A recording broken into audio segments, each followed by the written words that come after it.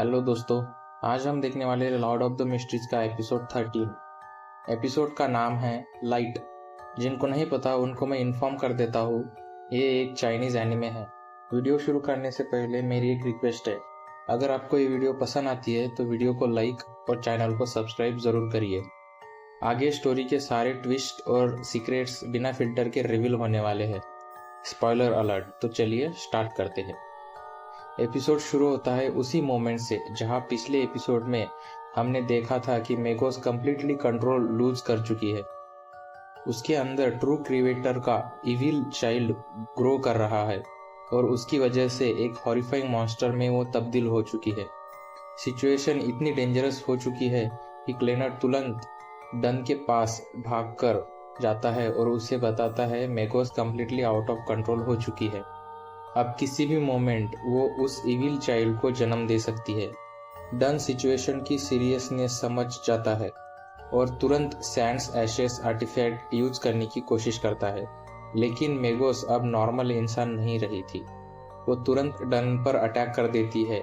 उसकी सोच सिर्फ एक चीज पर फोकस होती है, अपने चाइल्ड को बचाना। अटैक इतना सडन होता है कि डन सीढ़ियों से नीचे गिर जाता है। इसी मोमेंट पर क्लेन एक इम्पोर्टेंट डिसीजन लेता है। वो blood vessel thief artifact Leonard को दे देता है और लेनर्ड उस आर्टिफैक्ट को तुरंत अपने हाथ में पहन लेता है। लेकिन प्रॉब्लम ये थी कि मेगोस की स्पीड एबनॉर्मल हो चुकी थी।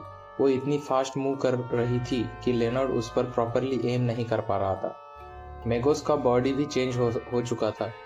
उसके बालों से शार्प स्पाइक्स निकल रहे थे जो हर डायरेक्शन में अटैक कर रहे थे। सिचुएशन और डेंजरस होती जा रही है। डन तुरंत डिसाइड करता है कि सबको मेमोरियल हॉल की तरफ भागना होगा। वो क्लेन और लेनार्ड को वहां भागने के लिए बोलता है, लेकिन मेगोस उन्हें छोड़ने वाली नहीं थी। वो भी उनके पीछे पीछे भागना शुरू कर देती है।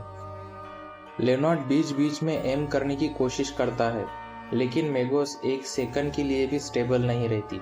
एक मोमेंट आता है जब मेगोस सीधा डन को खाने के लिए उसके पास पहुंच जाती है। तब क्लेन एक रिस्की स्टेप लेता है। वो रिचुअलिस्टिक मैजिक परफॉर्म करता है और एवरनाइट गॉडेस से प्रेयर करता है कि मेगोस की और उसके अंदर के चाइल्ड को स्लो कर दिया जाए।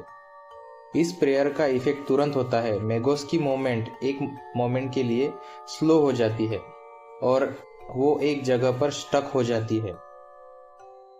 ये अपॉर्चुनिटी मिलते ही लेनॉर्ड अपने आर्टिफैक्ट से अटैक करता है, लेकिन मेगोस फिर भी बच जाती है। अब वो फिर से डन के पीछे पड़ जाती है। डन जानबूझकर उसे मेमोरियल हॉल तक ले जाता है। ये वही जगह थी जहां मरे हुए बियॉन्डर्स का मेमोरियल बना हुआ था और वहां एवरनाइट गॉडेस का सिंबल भी प्रेजेंट था। जैसे ही मेगोस उस जगह पर पहुंचती है, उस सिंबल की वजह से उसे पेन फील होने लगता है। अब डन क्लेन और लेनॉर्ड के पीछे रहने के लिए बोलता है। वो उन्हें सिग्नल देता है कि 10 सेकेंड्स बाद अटैक करना।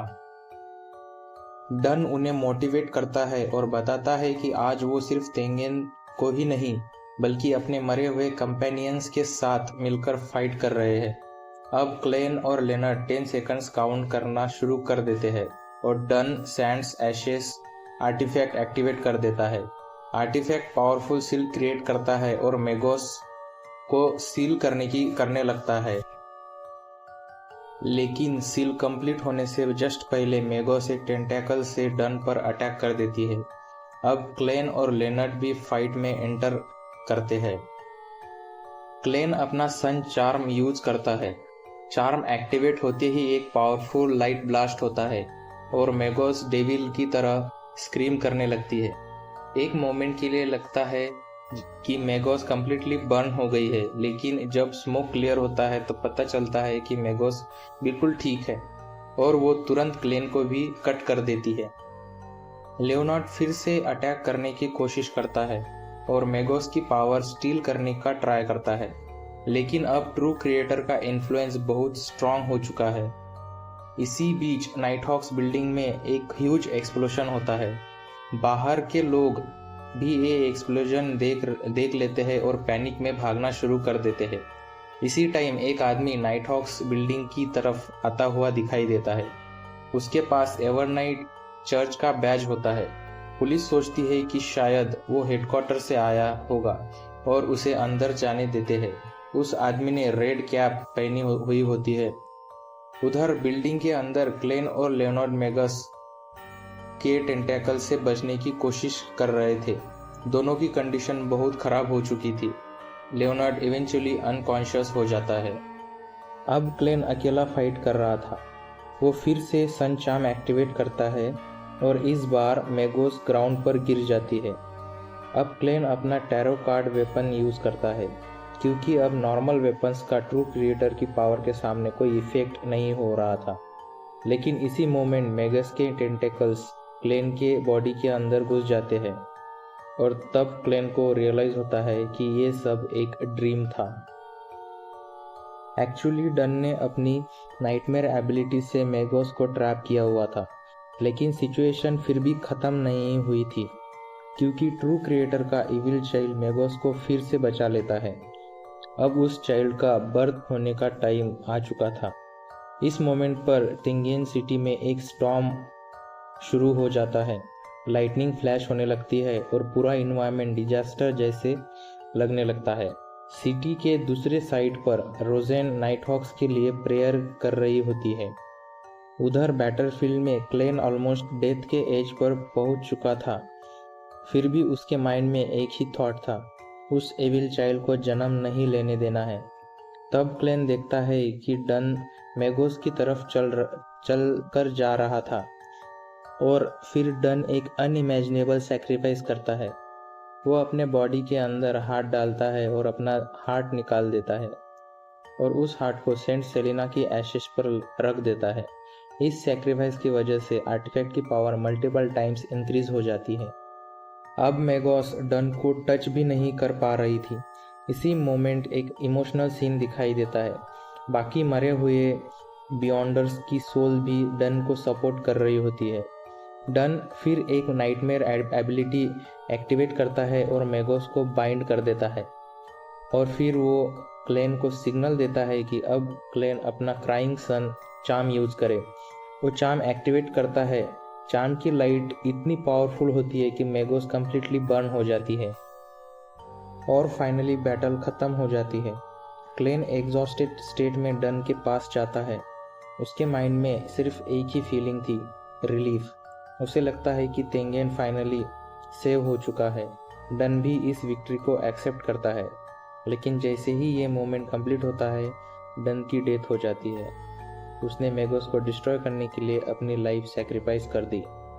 अपनी लास्ट मोमेंट में डन को डैली याद आती है, जिसे अभी तक पता नहीं था कि यहाँ क्या हुआ।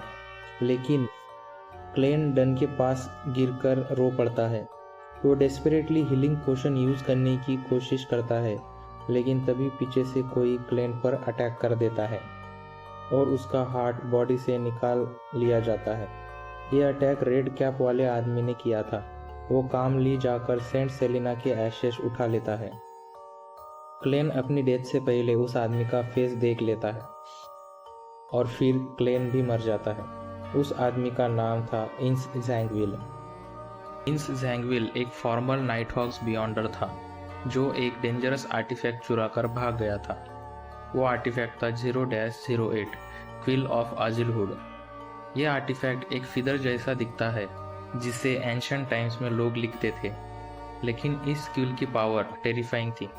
जो भी स्टोरी इस क्विल से लिखी जाती है वो रियलिटी बन जाती है, यानी अगर क्विल से कोई स्टोरी लिखे तो वो सच हो जाती है। यह वॉइस ओवर रिवील करता है कि अब तक जो भी इवेंट्स हुए थे वो सब एक्चुअली क्विल के लिखे हुए स्टोरी पार्ट थे। एंटिगोनस नोटबुक का तिंगेन आना, नोटबुक का क्लेन के फ्रेंड्स तक पहुंचाना, क्लेन का रिवीवर को नोटबुक देना, क्लेन का मरना, ये सब क्विल के स्टोरी का पार्ट था। इवन क्विल खुद सरप्राइज हो जाता है जब क्लेन डेथ के बाद भी सरवाइव कर गया था।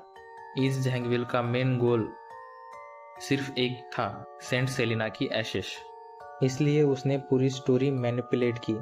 डन की स्पिरिचुअलिटी वीकन होना, केनली की कैरेक्टरिस्टिक कंज्यूम करना, मेगोस के साथ फाइट, सब कुछ क्विल के इन्फ्लुएंस से हुआ और एंड में जैंगविल ने क्लेन को भी किल कर दिया।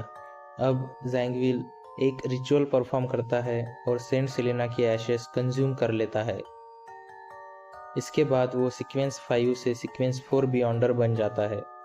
अब वो हाफ ह्यूमन और हाफ गॉड बन गया है।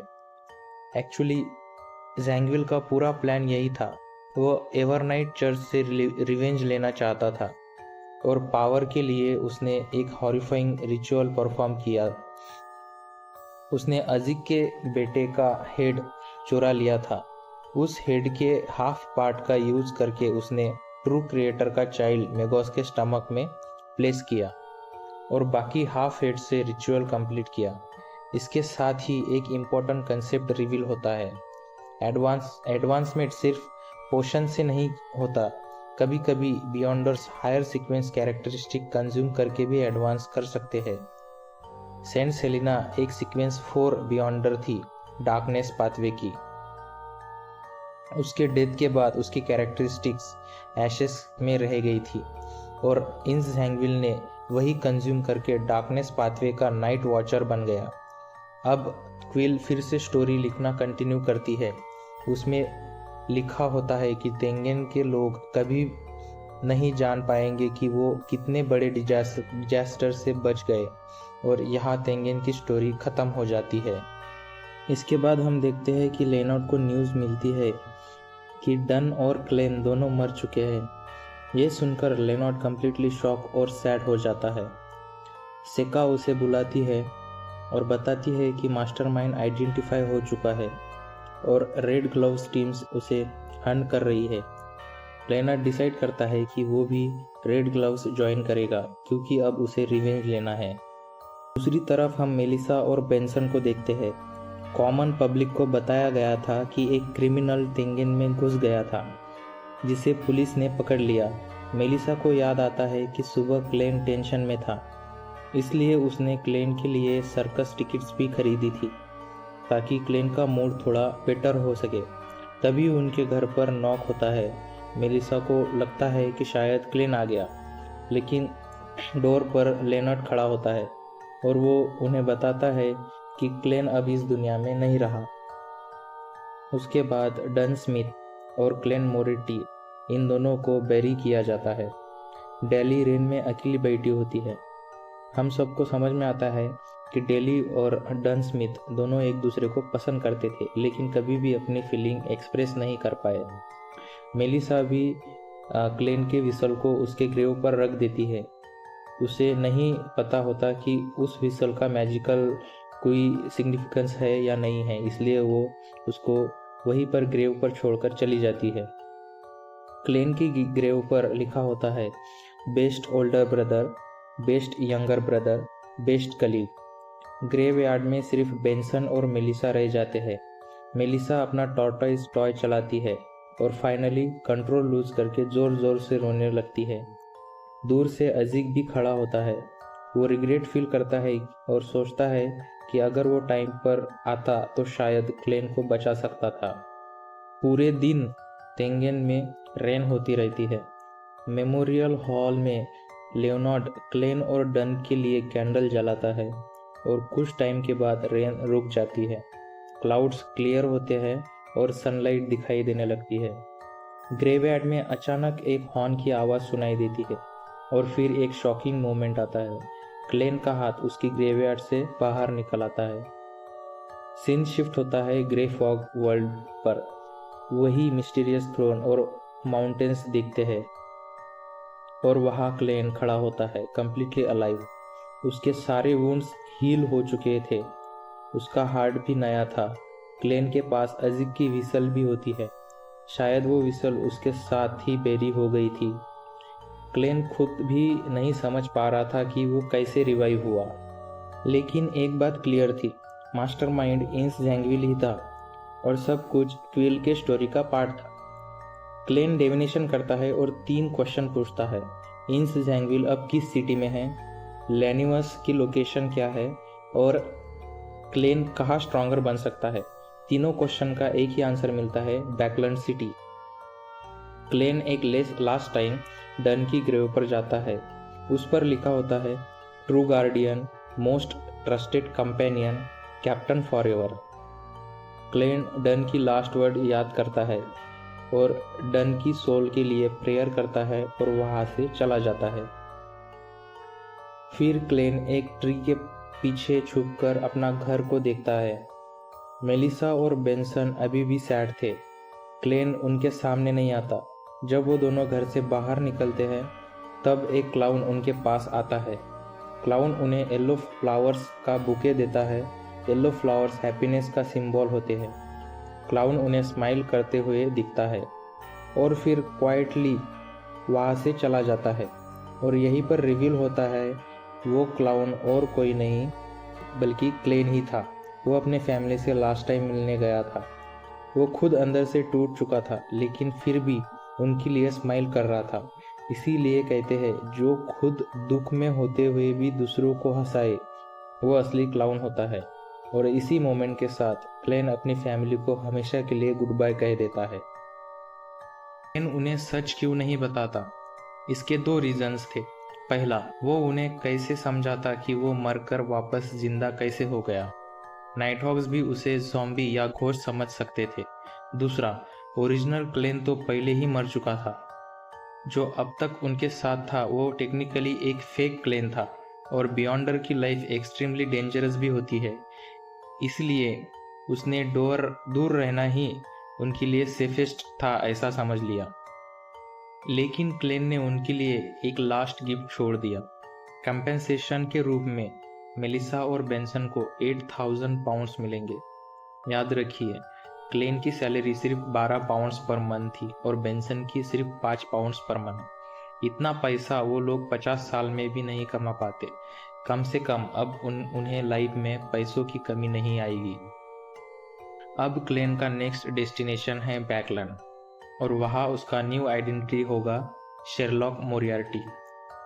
सीजन 2 शायद नेक्स्ट ईयर आए और ये स्टोरी इतनी ह्यूज है कि इसे कंप्लीट करने के लिए 5-6 सीजन्स और लगेंगे।